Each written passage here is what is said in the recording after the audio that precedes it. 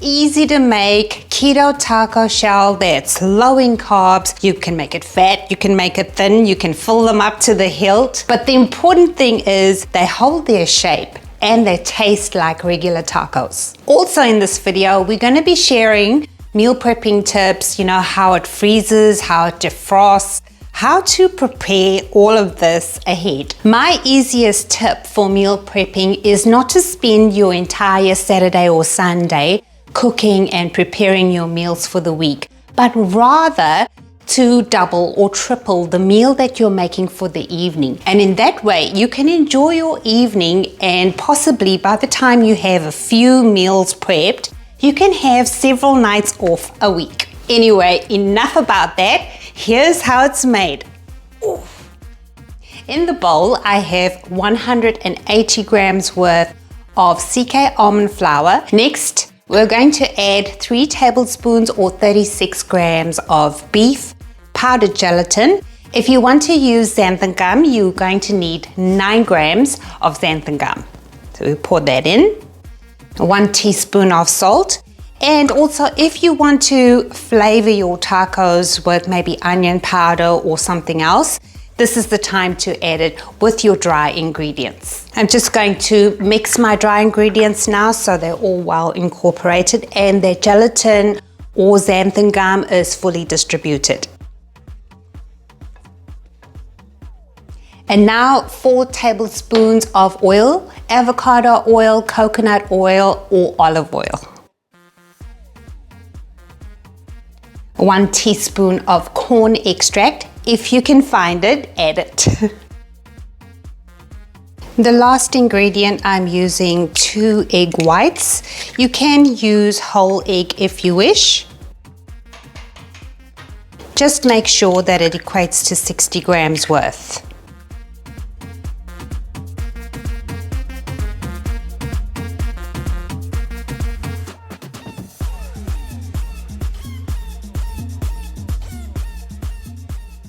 And now you just mix that all together to form a ball of dough.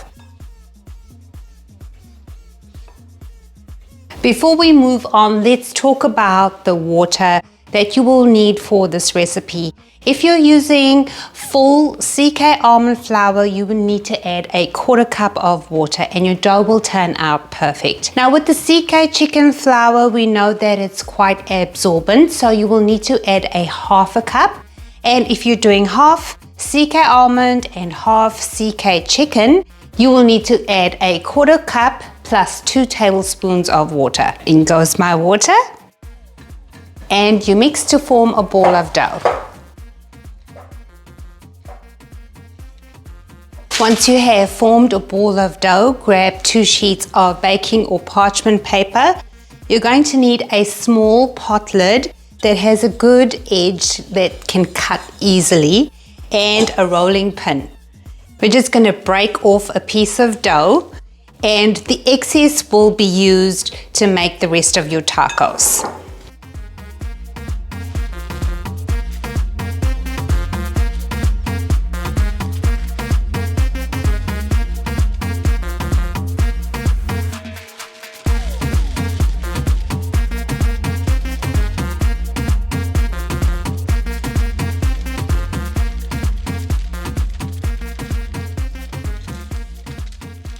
You want to roll it out as thin as you can get it, and quite simply, when you're happy with the thickness, cut out your taco shape with your pot lid and clear away the edges.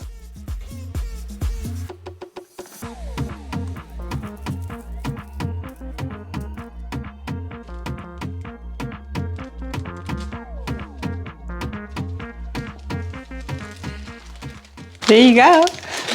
Now keep rolling until you have no more dough left. Okay, this is the last of my dough left, and you can see it's actually pretty crumbly, or should I rather say cracky. What I do is I just tidy the edges first. You'll see I've wet my hands here with water. It just fixes everything, and you can see some cracking here, and as I rub my wet hands over, it starts to smooth it out. Pretty easy to fix. And the final test is to check out the final result, and you'll see minimal cracking. Now, when you are using your pot lid, you'll notice that after a while, the gelatin or xanthan gum starts to stick to the edge, and then as you're lifting, the dough will pull up with it. So wet your edge as well, and you'll find it much easier.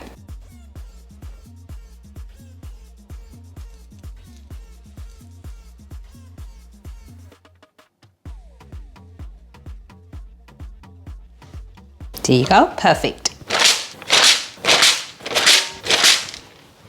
A lot of you have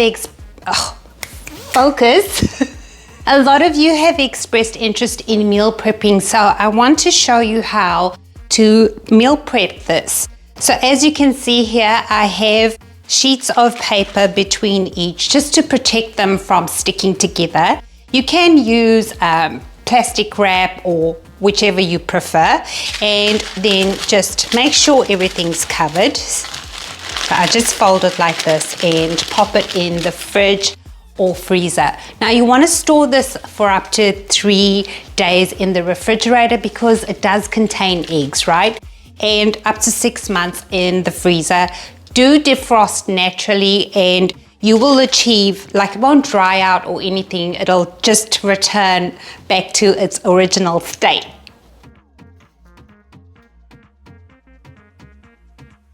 My taco shells are now defrosted, and I just want to show you what to expect when you freeze yours at home. Look here, there's no freezer burn or anything on them. They're soft, just as I made them yesterday. Just frying these over a medium heat. You will see here that it bubbles up a little bit, not much, just a little. And now I'm gonna flip them over.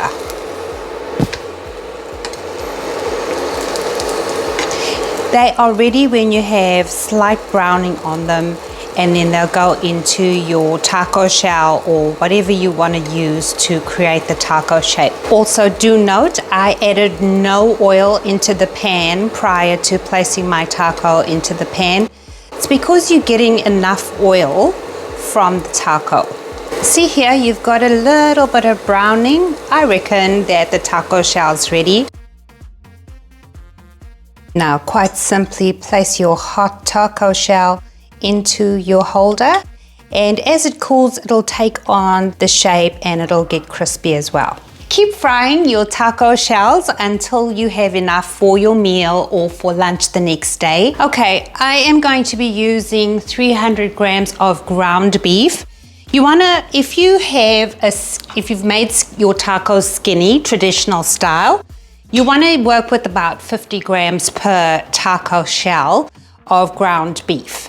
I'm just saying all this in case you want to meal prep and you want to have specific amounts.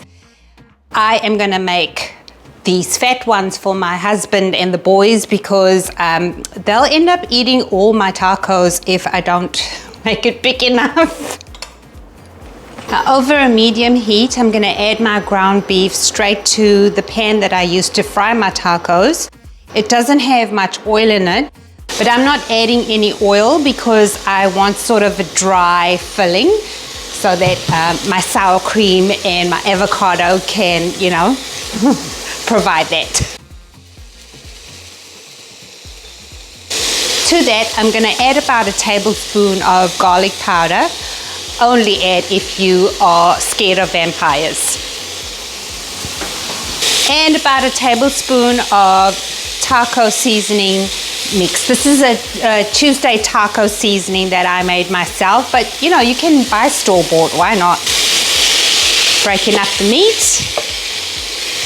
And I'm gonna let this cook for about 10 minutes until it's nice and browned, and it'll be ready. In goes my lettuce and my ground beef, taco meat. I'm just using a tablespoon of tomatoes. Optionally, you can add some diced onion, but this is probably the most naughtiest part of the meal. A little bit of avocado, about a tablespoon here. You can add more if you want to. And sour cream. Oof, oh boy. A sprinkle of dried cilantro or coriander. And for me, some black pepper.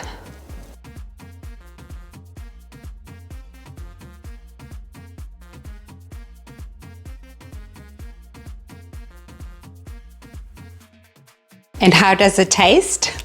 I'll try not to make a mess.